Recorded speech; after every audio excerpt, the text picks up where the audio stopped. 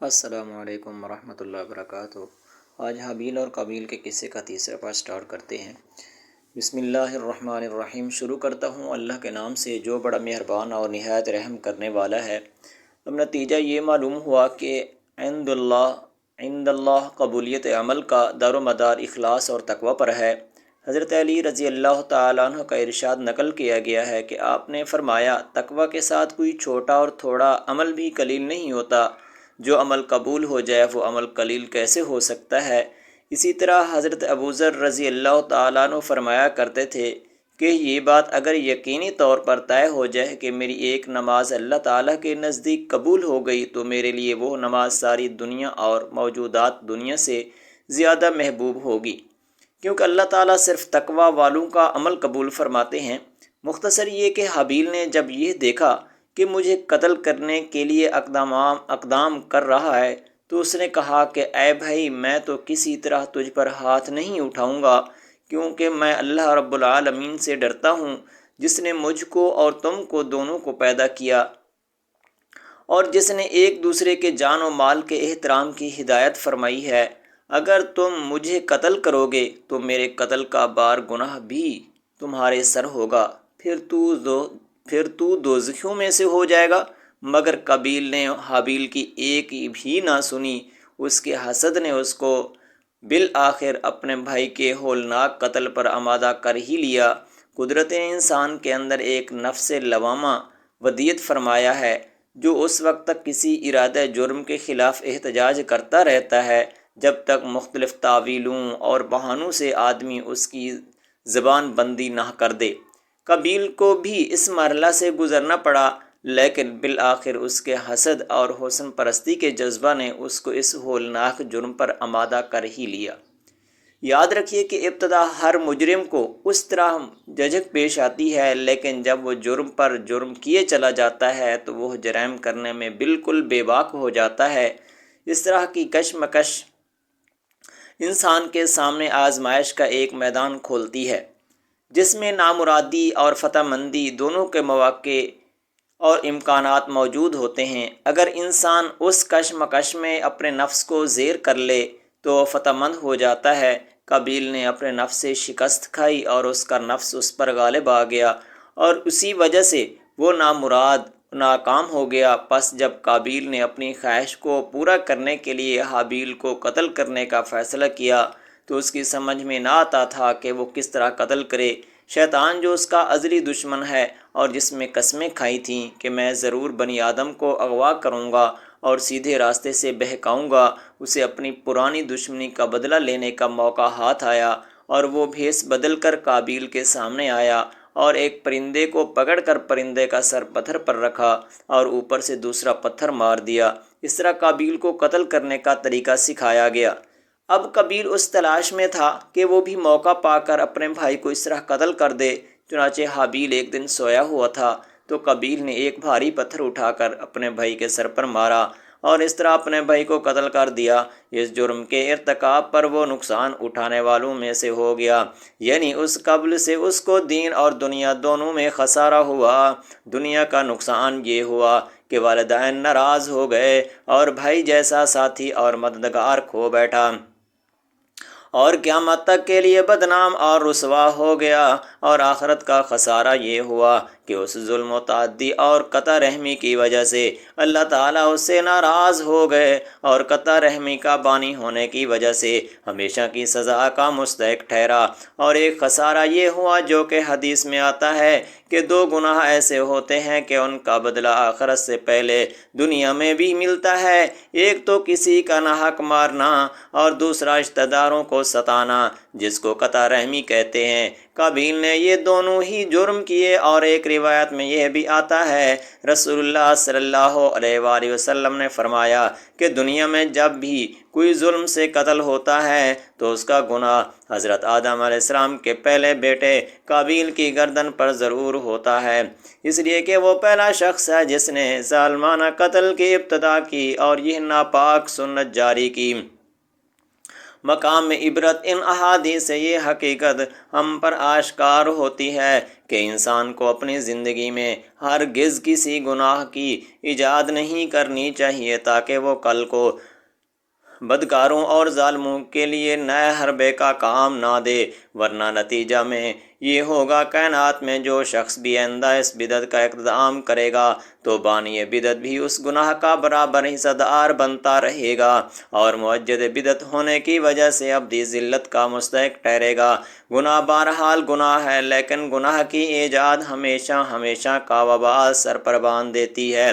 کہتے ہیں کہ مقتول قاتل سے زیادہ طاقتور تھا، لیکن محض تقوی اور خوف خدا نے اس کو دست درازی کرنے سے روکا، جو خدا کے نیک بندوں کی ایک خاص صفت ہوتی ہے۔ حضرت عثمان غنی رضی اللہ تعالیٰ عنہ پر باغیوں نے روش اختیار کی اور آپ قطعاً مظلوم تھے، بے گناہ تھے۔ آپ کے خلاف طوفان برپا ہوا، رو در رو گستاخیاں کی گئیں، لیکن آپ صبر و حمل کا پیکر تھے۔ آپ نے حضرت زید بن ثابت، عبداللہ بن زبیر اور دیگر صحابہ کرام رضی اللہ تعالیٰ عنہم کی درخواستوں کے باوجود ان کو اس بات کی اجازت نہ دی کہ وہ باغیوں کا مقابلہ و مقاتلہ کریں۔ آپ نے صبر اور شہادت کو ترجیح دی، لیکن اپنی اس خواہش پر سختی سے کار بند رہے کہ امت محمدیہ میں بہمی کشت و خون کا آغاز میرے ہاتھوں سے نہ ہو۔ چنانچہ فتنہ پروانوں کے مقابلہ کی بالکل اجازت نہ دی۔ حضرت ایوب سختیائی فرماتے ہیں کہ امت محمدیہ میں سب سے پہلا شخص جس نے اس آیت کریمہ لَئِن بَسَطتَ إِلَيَّ يَدَكَ لِتَقْتُلَنِي مَا أَنَا بِبَاسِطٍ يَدِيَ إِلَيْكَ لِأَقْتُلَكَ انی اخاف اللہ رب العالمین پر عمل کر کے دکھایا۔ وہ حضرت عثمان غنی رضی اللہ تعالیٰ عنہ ہیں کہ ایک حدیث میں آیا کہ حضور اکرم صلی اللہ علیہ وآلہ وسلم نے حضرت عثمان غنی رضی اللہ تعالیٰ عنہ کو پیش ہونے والے فتنہ کی خبر دے دی تھی اور یہ وصیت فرما دی تھی کہ اس وقت آدم کے بیٹے کی مانند ہو جانا، اور آپ نے یہ آیت تلاوت فرمائی لَئِن بَسَطتَ، اور حضور صلی اللہ علیہ وآلہ وسلم حضرت عثمان غنی رضی اللہ تعالیٰ کی وصیت بھی فرما دی تھی کہ اللہ تجھے ایک خلعت یعنی کہ خلافت پہنائے گا تو لوگوں کے کہنے سے اسے مت اتارنا۔ اس لیے حضرت عثمان غنی رضی اللہ تعالیٰ عنہ دشمنوں کے نرغ میں ہوتے ہوئے بھی خلافت سے دستبردار نہ ہوئے اور باغیوں سے قتال بھی نہ کیا، اور صبر کے ساتھ اللہ تعالیٰ کا کلام پڑھتے ہوئے جان دے دی، اور صبر و تحمل میں حابیل کا نمونہ بنے رہے، اور امت کے لیے یہ بہترین رہنمائی فرما گئے کہ چاہے جان کی قربانی دینی پڑے کسی گناہ کے ایجاد نہیں کرنی چاہیے، ورنہ قیامت تک اس کا برابر حصہ دار بننا پڑے گا۔ دفن کے طریقے کی ابتدا اس طرح ہوئی کہ حابیل خدا تعالیٰ کا مقبول بندہ تھا اور قابیل یا بارگاہ الہی سے رانا گیا تھا، اس لیے ضرورت تھی کہ حابیل کے پاک جسم کی توہین نہ ہو اور نسل آدم کی کرامت و بزرگی قائم رکھنے کے لیے مردوں کو دفنانے کی سنت قائم ہو جائے، چونکہ اس سے پہلے کوئی انسان مرا نہ تھا۔ اس لیے قتل کے بعد قابیل کی سمجھ میں نہ آیا کہ وہ لاش کو کیا کرے، کہاں ٹھکانے لگائے، کیونکہ روئے زمین پر یہ پہلا انسان مردہ تھا۔ لاش کو کھلے میدان میں پڑا دیکھ کر درندوں نے کھانا چاہا تو قابیل نے مجبوراً اس لاش کو کندھے پر اٹھایا اور مارے مارے پھرتا رہا اور حیران و سرگرداں تھا کہ لاش کو کہاں پھینکے۔ آخر حق تعالیٰ نے ایک کوہ بھیجا جو اپنی چونچ میں ایک مردہ کوے کو اٹھا کر لایا، پھر اس نے اپنی چونچ اور پنجوں سے زمین کھود کر ایک گڑھا بنایا، گڑھا کھود دیا، اس میں اس مردہ کوے کو ڈال دیا اور اوپر سے مٹی ڈالنا شروع کر دی اور پھر زمین کو برابر کر دیا۔ قابیل نے یہ تمام منظر دیکھا، اس وقت اسے افسوس ہوا کہ اس میں اس کوے کے برابر بھی سمجھ نہیں ہے جو بھائی کی لاش کو زمین میں دبا دیتا۔ کوے نے اس کو یہ تدبیر بتلائی کہ وہ اس طرح اپنے بھائی کی لاش چھپائے کہ دوسروں کی نظر نہ پڑے اور اس کا جرم افشا نہ ہو۔ کوے کے اس سیانے پن کو دیکھ کر قابیل نے اپنا سر پیٹ لیا کہ ہے میری کم بختی، میں کوے سے بھی کیا گزرا ثابت ہوا، مجھے اتنی تدبیر بھی نہیں سوجی کہ میں اس طرح اپنے بھائی کی لاش کو ڈھانپ دیتا۔ چنانچہ اپنی اس بے وقوفی پر اس کو بڑی ندامت ہوئی اور یہ تقاضا انصاف تھا کہ قابیل کی اس کمینہ حرکت پر اس کو دنیا میں بھی ذلیل کیا جائے اور کب اس قابل بنا دیا جائے کہ خود اس کو اپنی بے وقوفی اور کمینگی کا احساس ہو جائے۔ اس لیے نہ تو اس کو الہام بخشا گیا اور نہ اس کمینہ حرکت کو چھپانے کے لیے عقل کی روشنی عطا کی گئی، بلکہ ایک ایسے حیوان کو اس کا رہنما بنایا گیا جو عیاری اور مکاری میں طاق اور دنائیت میں ضرب المثل ہے۔ جو لوگ خدا کے حکم اور اپنے ضمیر کی آواز کی پرواہ نہیں کرتے، وہ کوے سے الہام حاصل کرتے ہیں اور جرم کرنے کے بعد اعتراف اور ندامت کی بجائے اس کو چھپانے کی تدبیریں کرتے ہیں۔